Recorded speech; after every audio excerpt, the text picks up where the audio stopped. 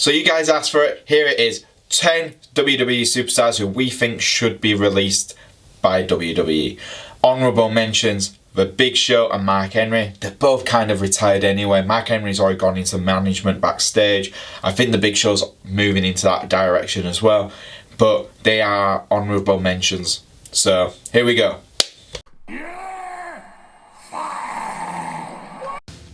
Number 10, The Ascension. Now for me, The Ascension were one of the best tag teams in NXT history, and they should be remembered as that, not what they have become on the main roster. Don't get me wrong, I do enjoy what they've been able to do on the Fashion Files, but that's about it, guys. Let's be honest, I want to see The Ascension which we saw in NXT. And we're not going to see that again. So for me, there's either two routes WWE can go for. We can either, one, rebrand them, change them up, and actually start treating them like an awesome tag team, which they are. Or they get released and they will have an absolute epic time in the independent run. I can see them absolutely killing it on Impact or Ring of Honor. I think if they repackage themselves into a much darker version of The Ascension, which they should have been, they could really, really dominate the tag team division elsewhere. Number 9, Apollo Crews. I feel bad for putting Apollo on here because he has absolutely all the skills to be a top-notch superstar, but I think he got called up way too early into the main roster, and in a perfect world he'd get knocked back down to NXT so he can legitimately grow as a talent. But that's not going to happen. So here's what I think should happen. He should be released. Let him have a stint in New Japan. He would fit in great over there. And I think he could broaden his talents as a competitor. He's now got that WWE mark on him. So working in New Japan will give him that advantage. Literally craft his skills and give him time to develop. He needs to start working on character, because that's his one downfall. He has no character. He has a smile and he has good skills, but apart from that, there's nothing else to Apollo. And I hope to God that I'm right and that WWE release him so he can actually develop himself in the future and come back and be a full-fledged WWE superstar. Number 8, Rhino. Now, Rhino for me has become a parody of his old self. And yes, it was awesome to see him team up with Slater to win the SmackDown Tag Team titles. Since then, they've not really been able to do anything with him. The guy is a talent, but he comes from a generation too far back now, I think. I think it's time for him to retire from the WWE, maybe still do some independent shows like RVD does, but it's definitely time for characters like Rhino to pass on and let younger talent take the spot which he's holding right now. It's a bit of a shame. I did enjoy Rhino when he first turned up into WWE, but he hasn't been anything like that since his return this time round. Number 7, Mike Kanellis. There was so much promise for Mike Kanellis when he first turned up on the Money in the Bank pay-per-view last year, but since he's been not on the show for often as much, he's been, he had to pretty much take himself off TV because of his addiction with painkillers, which is a big deal. Taking on a new job, a big company like WWE, and yet still being able to say, look, I have a problem, and able to get over that. And with rehab, the guy is an inspiration, but he's just not being used now. It just seems like WWE have no idea what to do with him, and I think right now is the best time for him to go back on the independent scene and rebuild himself as a threatening character, which he was back before he joined WWE. The guy is awesome. He could easily, in my opinion, get into the cruiserweight division if that's a possibility. But for me personally, I wouldn't want to see him on 205. Move him into the independent, get him back into the independents, let him rebuild himself again, and then see where that takes him. But for me, Mike Kanellis needs the release more than anything. Number 6, Alicia Fox. If I told you Alicia Fox has been with the company for 10 years, would you believe me? Yeah. She's been with the company for 10 whole years.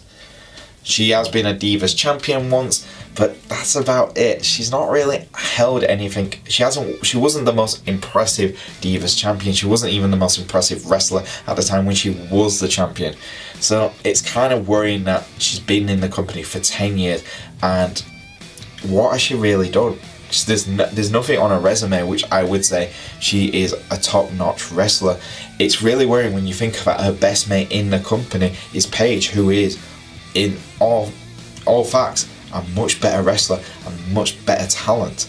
It's kind of worrying that Alicia Fox has had more prominent roles than most women who are so much better. Think about it, we've had women like, Mickie James come and go. We've had AJ Lee leave the company, and Alicia Fox is still there. That's kind of worrying. For me, I think it's about time Alicia had her release. Maybe go into something else, because let's be honest, I don't think wrestling is her strongest point. 5. The Colognes.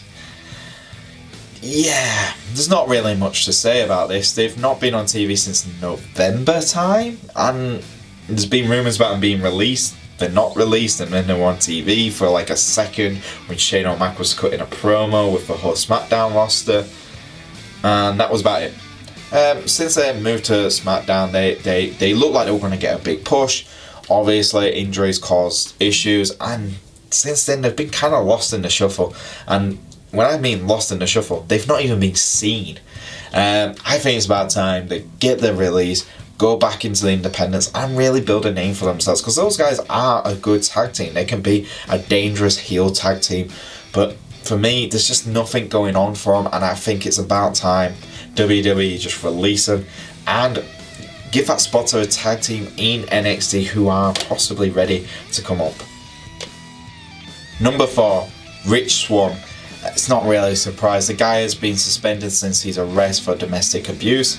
WWE have a zero tolerance on that, and my God, this is a big deal. For me, let's be honest, it's all because of what's happening at what he's done outside of the WWE, but I think he should be released. He hasn't. I think he's still been suspended for another couple of months, but I don't think the WWE universe really wants to see him come back. Before that happened, he was the number 1 contender for the Cruiserweight Championship before Cedric Alexander replaced him in that spot. Rich has been Cruiserweight Champion. He was quite a big name in the Cruiserweight Classic as well. But since what's happened with the domestic abuse case, it's kind of like you can't really touch him. And I think WWE need to release him sooner so we can just get on with it. Unfortunately, that has to be the case. Number 3, Dana Brooks. There was a lot of rumours with Dana that WWE management was talking about sending her back to NXT because they still felt she was too green, and she was rushed to come back to get called up to the main roster. When you think about people like Bayley and stuff was still on NXT by the time she got called up. I think right now she does need to be released.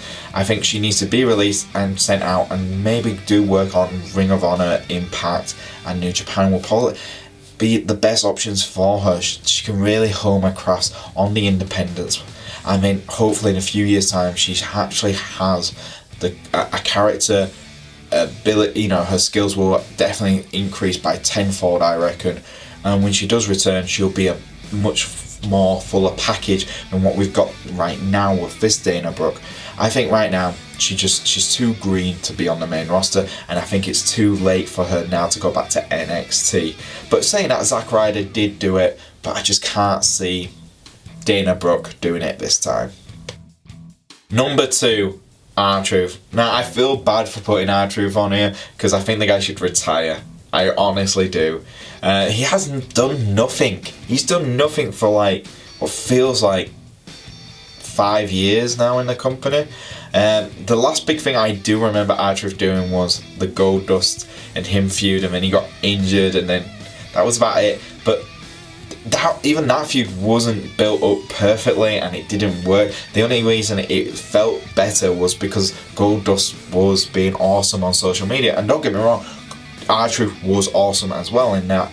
But the feud itself, you could even tell the the writing team for Raw weren't interested in it as much. And I think it's time for R-Truth to retire and, focus on his rapping career. The guy has some talent in there. So maybe it's time for R-Truth to finally let go of the truth and hear the truth. Number 1, alright, this one is a cop-out, I'm just saying it now, Kane. I know, we all know Kane's probably going to retire this year anyway, but I'm just saying it now. Kane, number 1, cop-out decision, but the guy's awesome. He's been WWE champion, he's been Intercontinental champion, he's held nearly every title you can think of, and he's been awesome as a heel, as a babyface, apart from Corporate Kane. Corporate Kane sucked throughout everything he was doing, but Demon Kane, the original Demon Kane, was goddamn scary and goddamn awesome. Hell, 2002 Kane was goddamn awesome. But damn, the Kane we've got now, I think it's time for him to retire. I think he should come a mayor and retire, and there you go. That's number 1, Kane. And there you go, guys, that's our top 10 list of WWE superstars who we think should be released this year.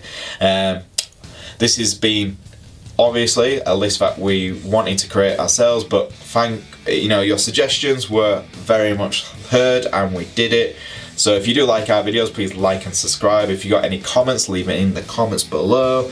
And if you want to follow me on Twitter, I'm at Boise88, and I'll see you guys next time on Smack Talk.